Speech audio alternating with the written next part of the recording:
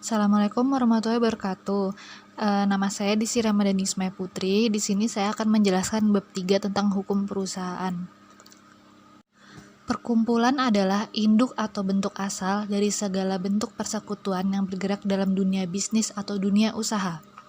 Unsur dominan perkumpulan, yang pertama adanya kepentingan bersama, yang kedua adanya kehendak bersama, yang ketiga adanya tujuan bersama, dan yang keempat adanya kerjasama. Berdasarkan status hukumnya, perkumpulan dibedakan atas. Yang pertama ada perkumpulan yang berbadan hukum, yang kedua perkumpulan yang tidak berbadan hukum. Perkumpulan yang tidak berbadan hukum pada dasarnya hanya sebuah perikatan dasar. Perkumpulan tersebut hanya merupakan sebuah kontrak yang dilakukan oleh para pihak tanpa para pihak membutuhkan perikatan hasil kontrak tersebut ke dalam suatu subjek hukum yang mandiri. Sementara dalam perkumpulan berbadan hukum, perikatan yang dilakukan melahirkan satu subjek hukum baru, yaitu perkumpulan berbadan hukum. Selanjutnya kita masuk di berdasarkan kepemilikan. Yang pertama, ada dimiliki satu orang atau perusahaan perorangan. Yang kedua, dimiliki oleh beberapa orang, seperti halnya perserikatan perdata, firma, CV, dan PT. Yang ketiga, dimiliki oleh negara yang disebut dengan perusahaan negara. Pendaftaran perusahaan. Pendaftaran perusahaan diatur dalam UU Nomor 3 Tahun 1982 tentang wajib daftar perusahaan. Pengertian daftar perusahaan diatur dan dijelaskan dalam pasal 1A, yakni daftar catatan resmi yang diadakan menurut atau berdasarkan ketentuan undang-undang ini dan atau peraturan-peraturan pelaksanaannya, dan memuat hal-hal yang wajib didaftarkan oleh setiap perusahaan serta disahkan oleh pejabat yang berwenang dari kantor pendaftaran perusahaan. Yang dikecualikan dari kewajiban daftar perusahaan. Yang pertama, setiap perusahaan negara yang berbentuk perjan atau perusahaan jawatan. Yang kedua, setiap perusahaan kecil perorangan yang dijalankan oleh pribadi pengusahanya sendiri atau dengan memperkerjakan hanya anggota keluarganya, serta tidak memerlukan izin usaha dan tidak merupakan suatu badan hukum atau suatu persekutuan.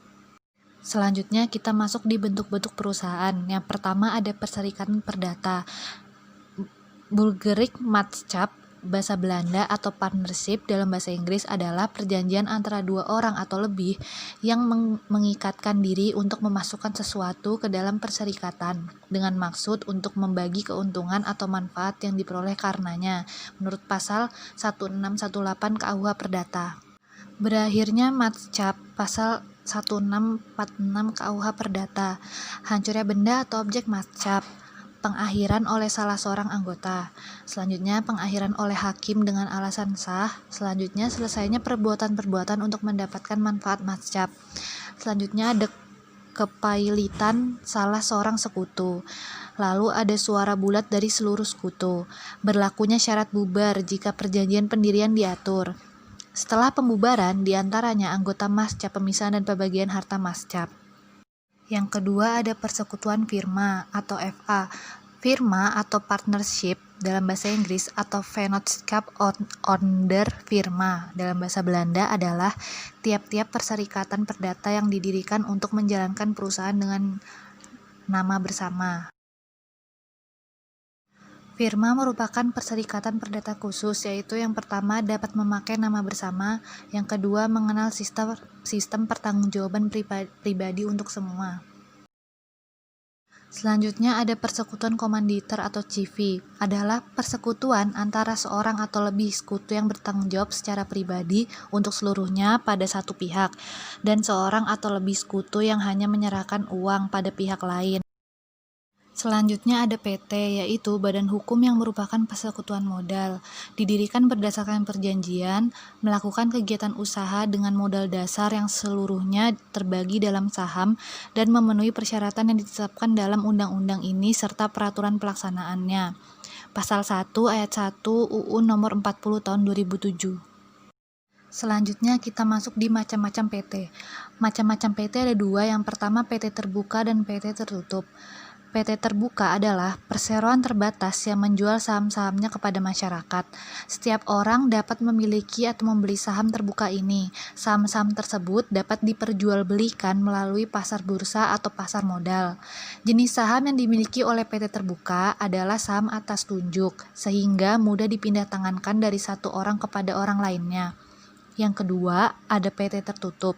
Adalah PT yang saham-sahamnya hanya dapat dimiliki oleh orang-orang tertentu saja. Biasanya terbatas di kalangan keluarga sendiri. Saham-saham tersebut tidak diperjualbelikan di pasar modal atau di bursa. Jenis saham PT tertutup adalah saham atas nama atau saham atas tunjuk. Dengan menggunakan saham atas nama, maka prosedur peralihan investor tidak mudah dilakukan dan harus dilakukan dengan mekanisme tertentu. Selanjutnya kita masuk di organ PT. Yang pertama ada RUPS, organ perseroan yang mempunyai wewenang yang tidak diberikan kepada direksi atau dewan komisaris dalam batas yang ditentukan dalam undang-undang ini dan atau anggaran dasar. Yang kedua ada direksi, organ perseroan yang berwenang dan bertanggung jawab penuh atas pengurusan perseroan untuk kepentingan perseroan, sesuai dengan maksud dan tujuan perseroan serta mewakili perseroan, baik di dalam maupun atau di luar pengadilan sesuai dengan ketentuan anggaran dasar. Yang ketiga ada komisaris, organ perseroan yang bertugas melakukan pengawasan secara umum dan atau khusus sesuai dengan anggaran dasar serta memberi nasihat kepada direksi.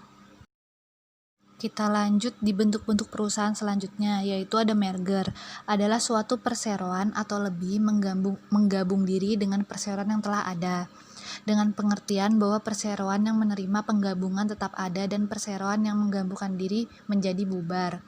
Selanjutnya ada konsolidasi, yaitu perseroan atau satu perseroan atau lebih meleburkan diri menjadi satu dan membentuk perseroan baru. Hal ini berarti bahwa semua perseroan yang meleburkan diri menjadi bubar dan kemudian muncul suatu perseroan baru. Selanjutnya ada akuisisi, pengambil alihan perseroan yang dilakukan oleh badan hukum atau orang perorangan dengan mengambil alih seluruh atau sebagian besar saham yang mengakibatkan beralihnya pengendalian terhadap perseroan tersebut. Dalam pengambil alihan perseroan lama tetap ada, yang beralih hanyalah kepemilikannya. Mungkin hanya itu yang bisa saya sampaikan dari bab 3 ini. Sekian dan terima kasih.